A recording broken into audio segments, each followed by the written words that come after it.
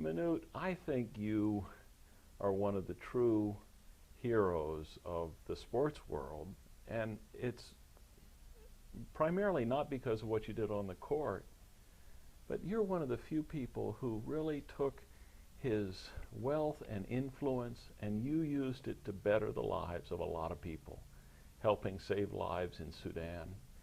And another thing that is so extraordinary, I think, is the way in which you have responded after having suffered so much at the hands of Sudanese Muslims who I, you lost family members at the hands of Northerners. You were, in 2001, they tried to force you to convert, and yet you have been one of the leaders in speaking out for the people of Darfur for an end of their oppression. And I think your example is heroic of the way that you have been determined to make a difference in the lives of your people, but also that you have been an example of forgiveness and reconciliation. And I think your vision of a school in your hometown of Turalei kind of folds that all together. If I was in Sudan, I would be facing the same thing. So I decided I should not be quiet because there were not a lot of Sudanese in this country. It was between 25 and 38 from South Sudan. So we talk about it. You know, John Lucas was ambassador, you know, Dude Majak, and the others. We met and we say, you know what, we got to become the boys, our people. We got to talk to American people, educate them what's going on in South Sudan. Yeah, but didn't your own family suffer at the hands of Darfurians? A lot of them got killed, and our people were displaced. They took our cows, they took kids, you know, boys and girls and young women as slavery. They've been used by the Sudan government. So, you know, I don't think people realize the enormity of that. That you suffered, your family suffered, at the hands of Muslims from the north, and many of the soldiers from the north were from Darfur. Exactly. And yet, when they started to suffer, I mean, you could have, a lot of people would have said, they deserve it.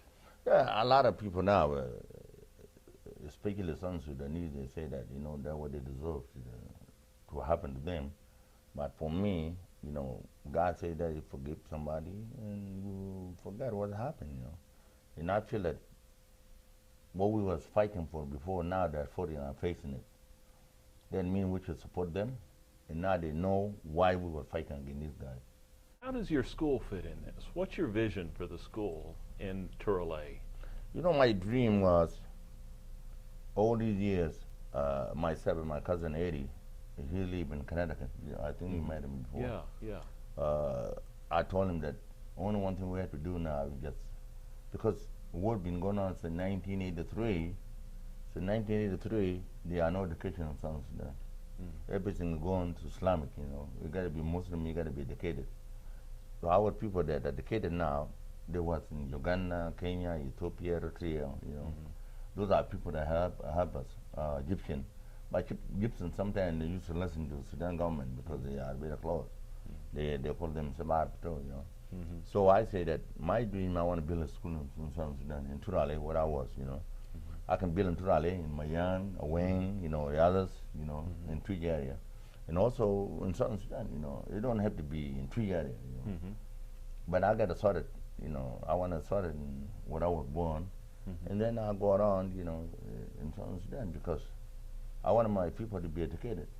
Because education now, it becomes very important, you know, to anybody. You know. Now, the children that would be going to that school in Turalei, what are they doing right now for school? Oh, now, you know, English is second school, you know, but... Do they have a school building in your school? No, there are no building. They taught them in under tree where it rain sometimes, you know, school, because last 3 days it's been raining, you know.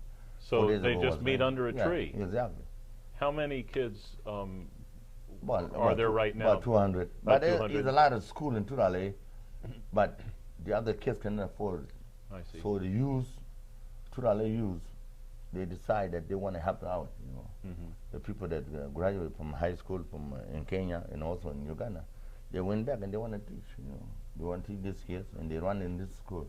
So they're already starting, and they're Exactly. teaching under trees. Exactly. And how many volunteer teachers do they have? 15 of them. 15 volunteers. And the school costs like 150, 150,000, 120. 115 or 120,000? Yes, they can build school. Do you think that if construction were begun on your school when the rainy season ends, would it be possible so that the next rainy season there will be a school and they'll be able to go to school? Of course, yes. They are. We can talk to the Shifa tribe, those leading, the leaders from village. We can tell them to help out, build a school. They can do that, By you started in October or November, by the May, by March or April, the school will be there. And so this is not just an investment in the education of those children so that they can study year-round, but also your vision is that this school would even welcome people if they're of other tribes or if they're Darfurian refugees. Exactly. Yeah, exactly. So it's really planting a vision for a different future for Sudan. You get a good education, you can get a good job. If you don't, you work on McDonald's sometime, But there are some people now working on McDonald's, but they get education. Some of them become a doctor, lawyers, and everything, someday. And that's what I want.